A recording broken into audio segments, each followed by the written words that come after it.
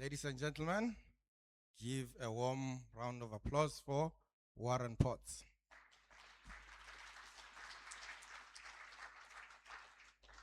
Hello? Is it working? No. Working. Okay, brilliant.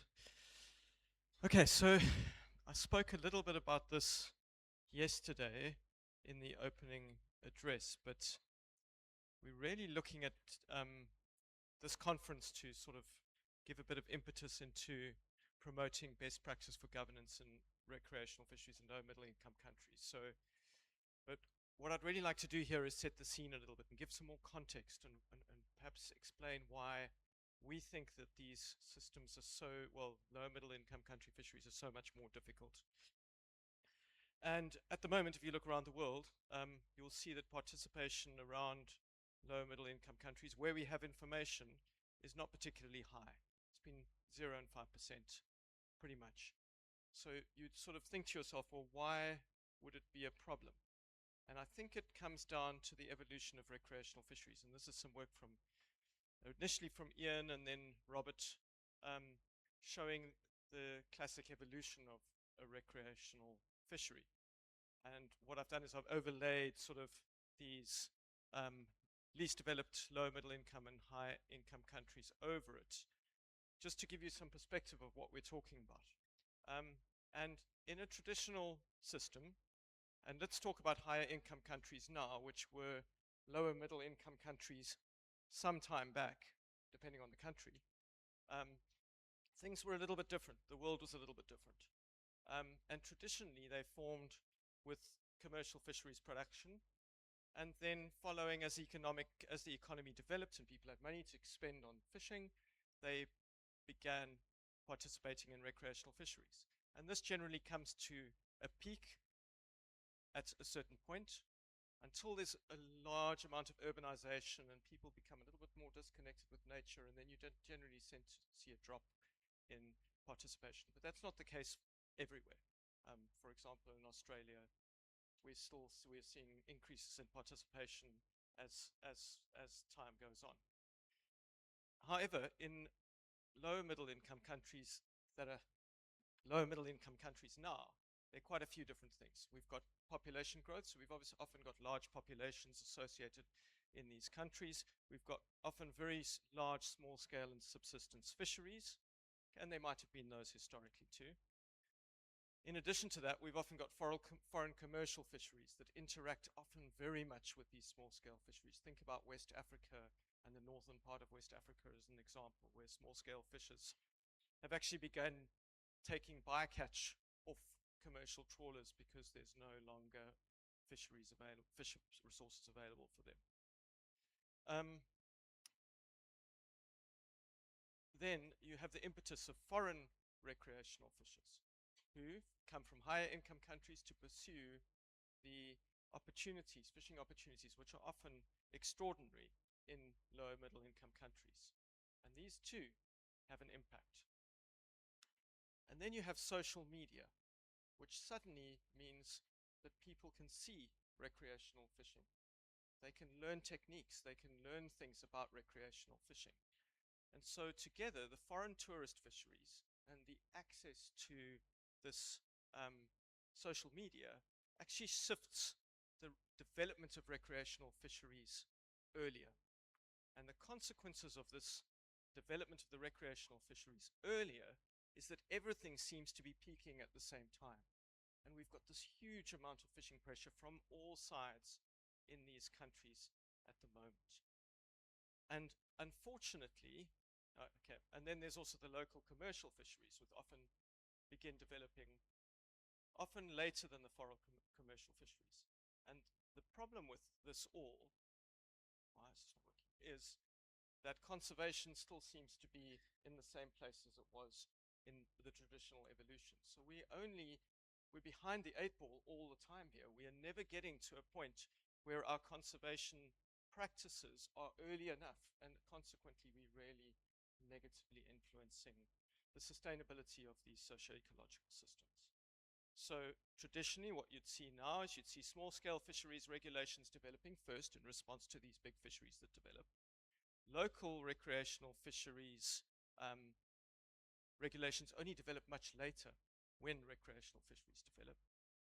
Foreign commercial fisheries regulations often develop fairly early in response to governments realizing that they can obtain some funding from foreign fisheries. And local commercial fisheries develop later too. So it's, in my opinion, the evolution is different, and this changes things. It makes things far more complex. So it's faster and more complicated. Where am I going? Okay. There's several things that moving the local recreational fisheries earlier means for the interaction between small-scale and recreational fisheries. And the first is that there's a very fuzzy boundary between the two, and that's been recognized in literature. But the very real consequences are perhaps illustrated in an example from South Africa, where we had a policy developed for small-scale fisheries in 2012. And when the policy has begun to be implemented, many of the what should be small-scale fishers have actually fallen outside of the small-scale fisheries policy, and they've been marginalized, and consequently are now participating in the recreational sector.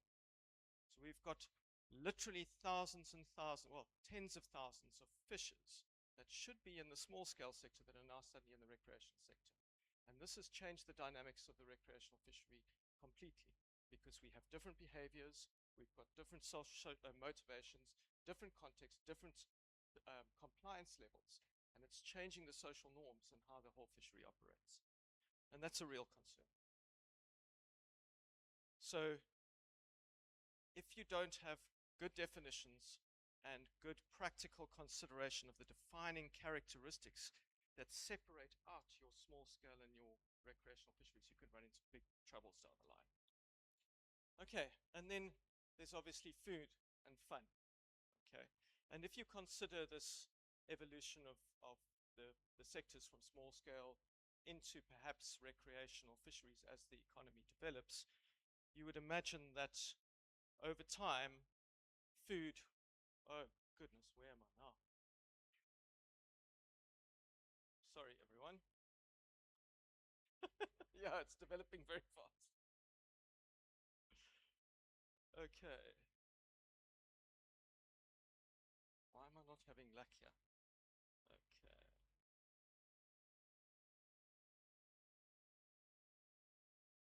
I think I'm just pushing this like a maniac and hoping that things will work. Okay.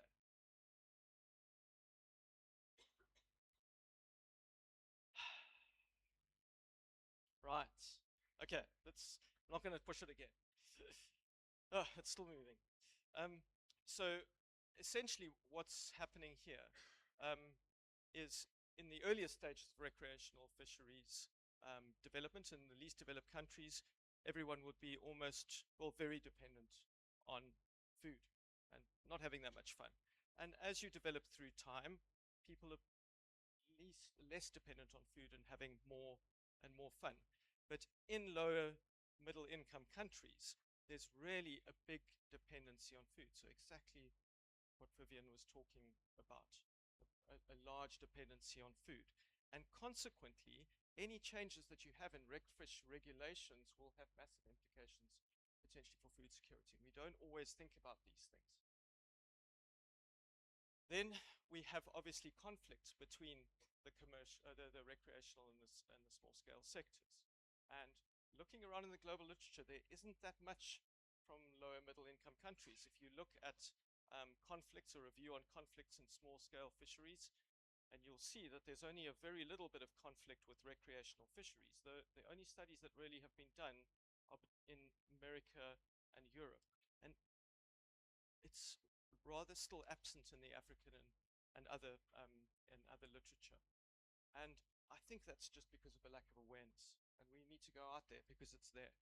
An example of that, and I think Kenya can definitely contribute in terms of an example, but looking here at the Great Fish River, which is about 20 kilometers this way, we have a small-scale fishery, very, very low, with people living on the banks of the fishery, very, very low technology gear, fishing in the same waters as people with high-tech fish finders, good good gear, everything, and we had a look at the catch per unit effort between the two groups in the same water body, and recreational fishers' CPUE was 5 times higher, which means literally the food is being taken from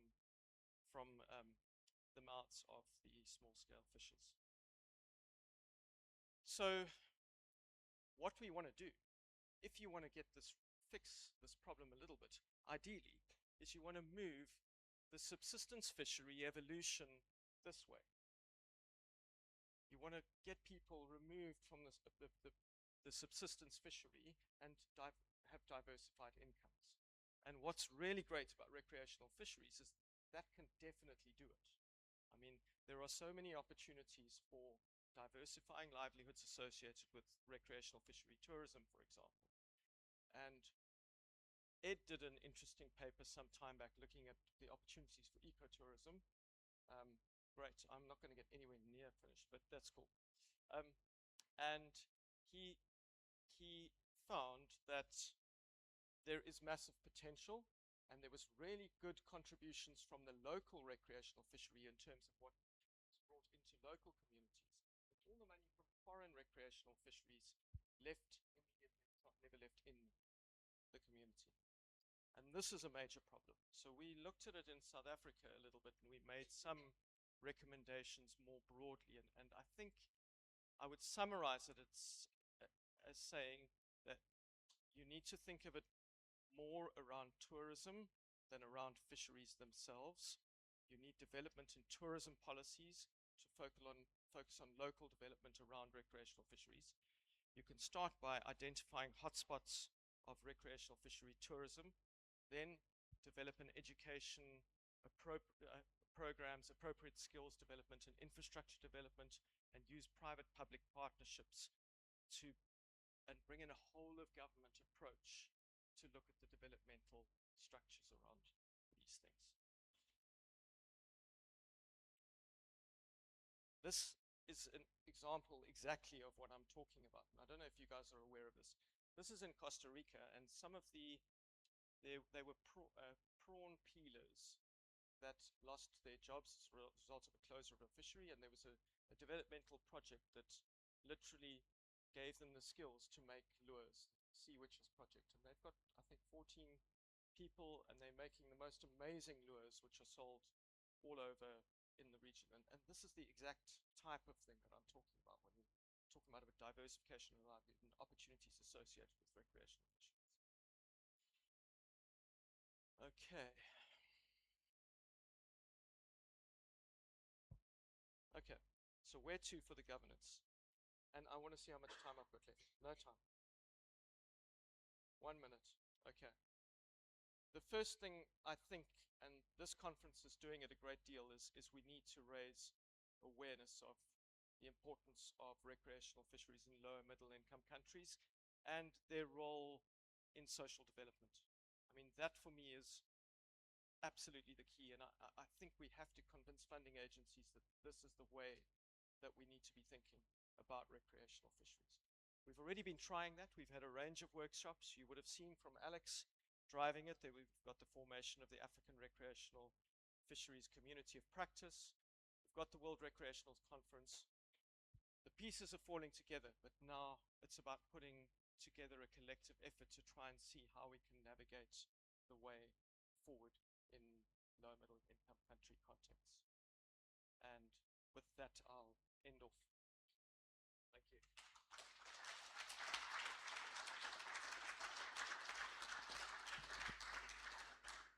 Wow, thank you for that wonderful talk.